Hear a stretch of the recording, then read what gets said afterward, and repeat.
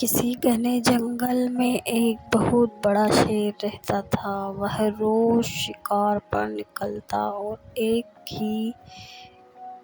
ही नहीं, दो नहीं, कई कई जानवरों का काम तमाम देता। जंगल के जानवर डरने लगे थे कि अगर शेर इसी तरह शिकार करता रहा तो एक दिन ऐसा आएगा कि जंगल में कोई भी जानवर नहीं बचेगा।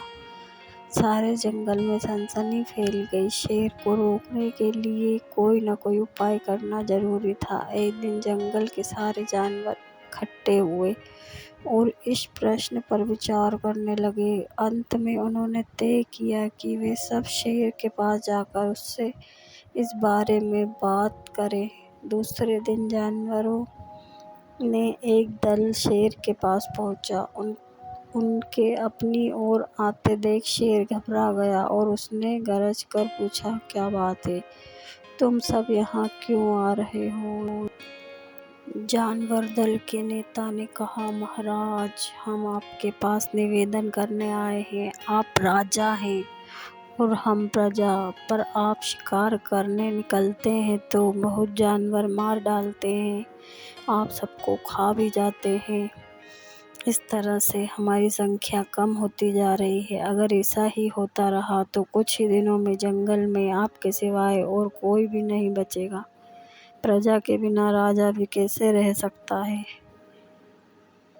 बताइए राजा साहब, क्या कर सकते हैं?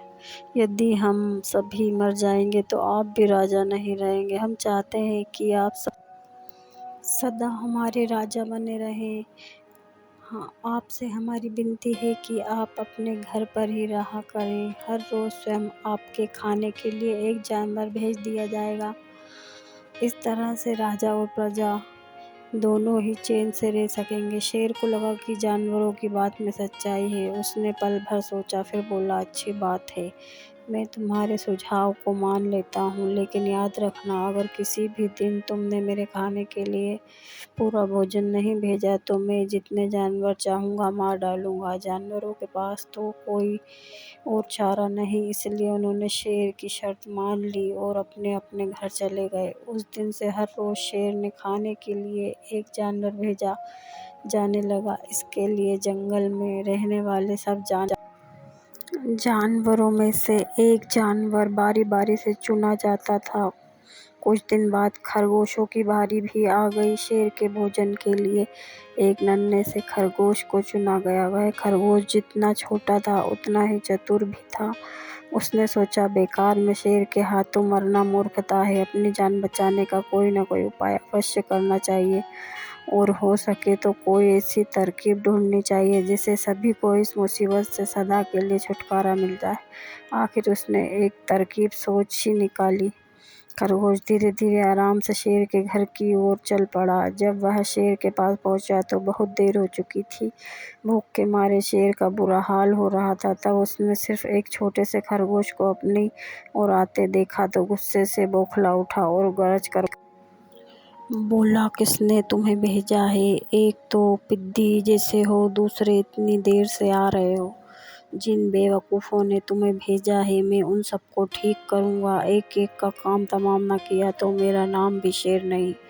नन्हे खरगोश ने आदर से जमीन तक सर झुककर, महाराज, अगर आप कृपा करके मेरी बात सुन ले तो मुझे या और जानवरों को दोष नहीं देंगे। वे तो जानते थे कि एक छोटा सा खरगोश आपके भोजन के लिए पूरा नहीं पड़ेगा, इसलिए उन्होंने 6 खरगोश भेजे थे, लेकिन रास्ते में हमें एक और शेर मिल गया। उसने 5 खरगोशों को मारकर खा लिया। यह सुनते ही शेर दहाड़कर बोला, क्या कहा? दूसरा शेर कौन है वह? तुमने उसे कहाँ देखा? महाराज, वह तो बहुत ही बड़ा शेर है। खरगोश ने कहा, वह जमीन के अंदर बनी एक बड़ी गुफा में से निकला था। वह तो मुझे ही मारने जा रहा था, पर मैंने उससे कहा, सरकार, आपको पता नहीं कि आपने क्या अंधेर कर दिया है। हम सब अपने महाराज के भोजन के लिए जा रहे थे, लेकिन आपने उनका सारा खाना खा लिया है। हमारे महाराज ऐसी बातें सहन नहीं करेंगे, वे जरूर ही यहाँ आकर आपको मार डालेंगे। इस पर उसने पूछा, कौन है तुम्हारा महाराज? मैंने जवाब दिया, हमारा राजा जंगल का सबसे बड़ा शेर है। महाराज, मेरे ऐसा कहते ही वह गुस्से से लाल पीला होकर बोला, बेवकूफ़, इस जंगल का राजा सिर्फ मैं हूँ। यहाँ सब जानवर मेरी प्रजा हैं। मैं उनके साथ जैसा चाहूँ वैसा कर सकता हूँ। जिस मूर्ख को तुम अपना राजा कहते हो, उस चोर को मेरे सामने हाजिर करो। मैं उसे बताऊँगा कि असली राजा कौन है। महाराज, इतना कहकर उस शेर ने आपको लिवाने के लिए मुझे यहाँ भेज दिया। खरगोश की बात सुनकर शेर को बड़ा गुस्सा आया और वह बार-बार गरजने लगा। उसकी भयानक गरज से सारा जंगल दहलने लगा। मुझे फ़ौरन उस मूर्ख का पता बताओ, शेर ने दहाड़ कर कहा। जब तक मैं उसे जान से न मार दूँगा, मुझे चैन नहीं मिलेगा। बहुत अच्छा महाराज, खरगोश ने कहा। मौत ही उस दुष्ट की सज़ा है। अगर मैं और बड़ा और मजबूत होता तो मैं खुद ही उसके टुकड़े-टुकड़े कर देता। चलो, रास्ता दिखाओ। शेर ने कहा। फ़ौरन बताओ, किधर चलना है। इधर आइए महाराज। इधर। खरगोश रास्ता दिखाते हुए शेर को एक कुएं के पास ले गया और बोला, महाराज, वह दुष्ट शेर जमीन के नीचे किले में रहता है। जरा सावधान रहिएगा। किले में छुपा दुश्मन खतरनाक होता है। मैं उससे निपट लूँगा। शेर ने कहा, तुम यह बताओ कि वह है कहाँ। पहले जब मैंने उसे देखा था तब तो वह यहीं बाहर खड़ा था। लगता है आपको आता देखकर वह किले में घुस गया। आइए, मैं आपको दिखाता हूँ।